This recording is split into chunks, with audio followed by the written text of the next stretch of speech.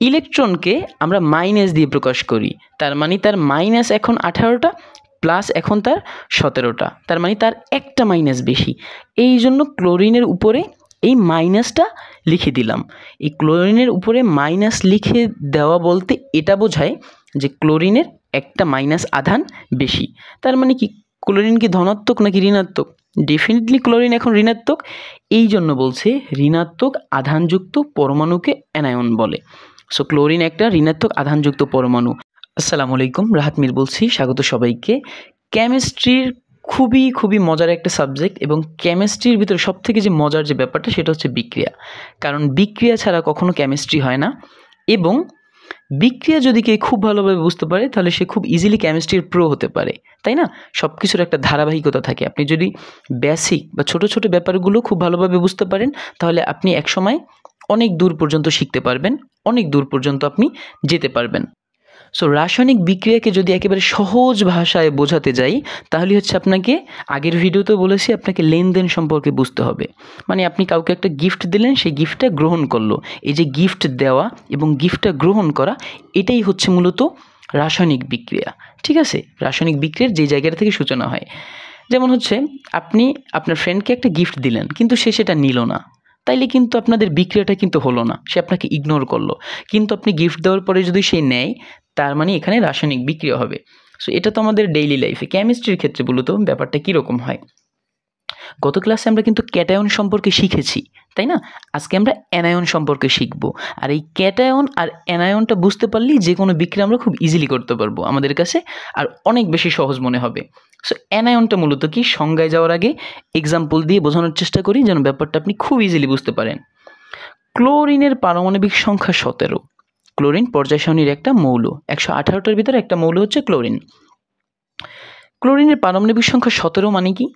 ক্লোরিনের ইলেকট্রনও 17টা, ক্লোরিনের প্রোটনও 17টা।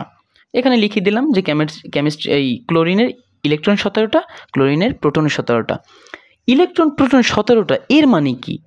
ইলেকট্রনকে প্রকাশ করে মাইনাস দিয়ে, প্রোটনকে প্রকাশ করে প্লাস দিয়ে। তার মানে ক্লোরিনের মাইনাস আধান 17টা, ক্লোরিনের প্লাস আধানও কয়টা? 17টা। সো ক্লোরিনের আমরা যদি ইলেকট্রন বিন্যাস করি, প্রথম কক্ষপথে আমরা 2টা বসাবো, দ্বিতীয় কক্ষপথে আমরা 8টা বসাবো, 8 2 10, এবং 17টায় বাকি থেকে 7টা। তৃতীয় কক্ষপথে আমরা কয়টা বসাবো? 7টা বসাবো। এখন আমরা জানি তৃতীয় কক্ষপথে তার ইলেকট্রন কয়টা? 7টা, 17টা।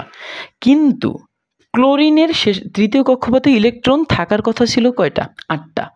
যদি এখানে তার 8টা ইলেকট্রন, যদি 7টার জায়গায় যদি 8টা ইলেকট্রন হয়ে যেত, তখন কিন্তু ক্লোরিনের হতো 18টা ইলেকট্রন, তখন সে কিন্তু আর্গনের মতো হয়ে যেত।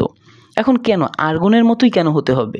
কারণ মানে আমরা জানি যেসব পরমাণুর কক্ষপথগুলো ইলেকট্রন দিয়ে পূর্ণ থাকে, কোনো বেশি অথবা কম থাকে না, সেই পরমাণুগুলো হয়ে যায় নিষ্ক্রিয় মৌল। নিষ্ক্রিয় মানে কি? শক্তিশালী, যারা গ্রুপ 18তে অবস্থান করে। ক্লোরিন চিন্তা করতেছে যে আমার ইলেকট্রন 17টা, আমার যদি আরেকটা ইলেকট্রন হয়ে যায় তখনই আমাদের ইলেকট্রন হয়ে যাবে 18টা, মানে আর্গনের মতো। আর্গন যেমন 18টি ইলেকট্রন নিয়ে গ্রুপ 18তে অবস্থান করতেছে নিষ্ক্রিয় মৌল হিসেবে, আমিও আর্গনের মতো গ্রুপ 18তে চলে যাব। সো আমার 17টা ইলেকট্রন, তাহলে আমাকে কি করতে হবে? আমাকে আরেকটা ইলেকট্রন গ্রহণ করতে হবে। এই জন্য কিন্তু ক্লোরিন আরেকটা ইলেকট্রন গ্রহণ করে। সো ক্লোরিনের ইলেকট্রন ছিল কিন্তু 17টা, সে যখন আরেকটা ইলেকট্রন গ্রহণ করলো তার ইলেকট্রন হয়ে গেল তখন কয়টা? 18টা। কিন্তু তার প্রোটন তো বাড়বেও না কমবেও না, কারণ প্রোটন 17টা ছিল, সে প্রোটন ত্যাগও করে নাই, প্রোটন গ্রহণও করে নাই, তাহলে তার প্রোটন কিন্তু 17টাই থাকবে, শুধু ইলেকট্রন হয়ে যাবে 17টার জায়গায় 18টা। এখন মেইন ফ্যাক্টে আসি। আমরা জানি ইলেকট্রনকে আমরা মাইনাস দিয়ে প্রকাশ করি, প্রোটনকে আমরা প্লাস দিয়ে। এখন তার কি প্রোটন বেশি নাকি ইলেকট্রন বেশি? ডেফিনেটলি তার ইলেকট্রন বেশি, কারণ তার ইলেকট্রন 18টা, প্রোটন 17টা। তাহলে ইলেকট্রন বেশি। কয়টা বেশি? একটা বেশি। আমরা জানি ইলেকট্রনকে আমরা মাইনাস দিয়ে প্রকাশ করি, তার মানে তার মাইনাস এখন 18টা প্লাস এখন তার 17টা, তার মানে তার একটা মাইনাস বেশি। এই জন্য ক্লোরিনের উপরে এই মাইনাসটা লিখে দিলাম। এই ক্লোরিনের উপরে মাইনাস লিখে দেওয়া বলতে এটা বোঝায় যে ক্লোরিনের একটা মাইনাস আধান বেশি। তার মানে কি ক্লোরিন কি ধনাত্মক নাকি ঋণাত্মক? ডেফিনেটলি ক্লোরিন এখন ঋণাত্মক, এই জন্য বলছে ঋণাত্মক আধানযুক্ত পরমাণুকে অ্যানায়ন বলে। সো ক্লোরিন একটা ঋণাত্মক আধানযুক্ত পরমাণু। আগে ক্লোরিন প্লাসও ছিল না মাইনাসও ছিল না, কেন? কারণ তার 17টা ইলেকট্রন 17টাই প্রোটন ছিল, 17টা প্লাস 17টাই মাইনাস, প্লাস বা মাইনাস কোনোটা বেশি বা কম ছিল না, সেজন্য সেটা ছিল শুধু ক্লোরিন, আধান নিরপেক্ষ। এখন তার মাইনাস একটা বেড়ে গেল, এই জন্য ক্লোরিনের উপরে আমরা লিখে দিলাম একটা মাইনাস।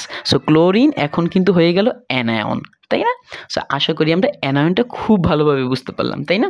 সো এখন যদি আমি ক্যাটায়ন এবং অ্যানায়নকে একটু সামারাইজ করি, যে ধনাত্মক আধানযুক্ত পরমাণুকে ক্যাটায়ন বলে, মানে হচ্ছে ইলেকট্রন একটা কমে যায়, প্রোটন একটা বেড়ে যায়, একটা বাড়তে পারে, দুইটা বাড়তে পারে, তিনটে বাড়তে পারে, মানে হচ্ছে যখন প্রোটন বেশি থাকবে ইলেকট্রন কম থাকবে সেটাই ক্যাটায়ন, আর যখন ইলেকট্রন বেশি থাকবে প্রোটন কম থাকবে সেটাই হচ্ছে অ্যানায়ন। ক্যাটায়নকে আমরা প্লাস দিয়ে প্রকাশ করি, অ্যানায়নকে আমরা মাইনাস দিয়ে প্রকাশ করি। আশা করি আপনারা সবাই খুব ভালোভাবে বুঝতে পারলেন যে ক্যাটায়ন কী এবং অ্যানায়ন কী। এবং আমি মনে করি, শুধু আমি মনে করি না, এটা আসলে একটা ইউনিভার্সাল ফ্যাক্ট, সেটা হচ্ছে যদি কেউ ক্যাটায়ন বা অ্যানায়নটা যদি বুঝতে পারে তাহলে তার কিন্তু রাসায়নিক বিক্রিয়া করা আরও বেশি ইজি হয়ে যাবে। কেন? কারণ হচ্ছে এই যে সোডিয়াম একটা ইলেকট্রন ত্যাগ করলো, ওইটাই কিন্তু আবার ক্লোরিন গ্রহণ করে, সো সোডিয়াম আর ক্লোরিন তখন কিন্তু বন্ধু হয়ে গেল, তাই না? বন্ধু কীভাবে হবে? সোডিয়ামের একটা ইলেকট্রন বেশি আছে, একটা ইলেকট্রন ত্যাগ করে দেবে, ক্লোরিনের একটা ইলেকট্রন কম আছে, সে একটা ইলেকট্রন গ্রহণ করবে। সো সোডিয়াম দিল, ক্লোরিন নিল, তার মানে সে যেটা গিফট করলো ক্লোরিন সেটা গ্রহণ করলো। এর মানে কি তাদের মাঝখানে একটা বন্ধুত্ব হয়ে গেল না? তখন সোডিয়াম আর ক্লোরিন মিলে তৈরি করে সোডিয়াম ক্লোরাইড, খাবার লবণ। এই জন্যই বলি যে কেমিস্ট্রি খুবই মজার একটা সাবজেক্ট, যদি কেউ খুব ভালোভাবে বুঝতে পারে সে আসলে কেমিস্ট্রির প্রো হতে পারবে ইনশাল্লাহ, এটা আমার বিশ্বাস। হ্যাঁ, সো আশা করি ক্যাটায়ন এবং অ্যানায়নটা খুব ভালোভাবে বুঝতে পারলেন। যদি কারো ভিডিওটি ভালো লেগে থাকে বা সহজে শিখতে পারেন তাহলে চ্যানেলটি সাবস্ক্রাইব করে পাশেই থাকুন, যেন আপনাদের সামনে লেখাপড়াটাকে আরও সহজভাবে উপস্থাপন করতে পারি। এবং পরবর্তী ভিডিও দেখার জন্য আমন্ত্রণ রইল। সো ধন্যবাদ সবাইকে। আসসালামু আলাইকুম।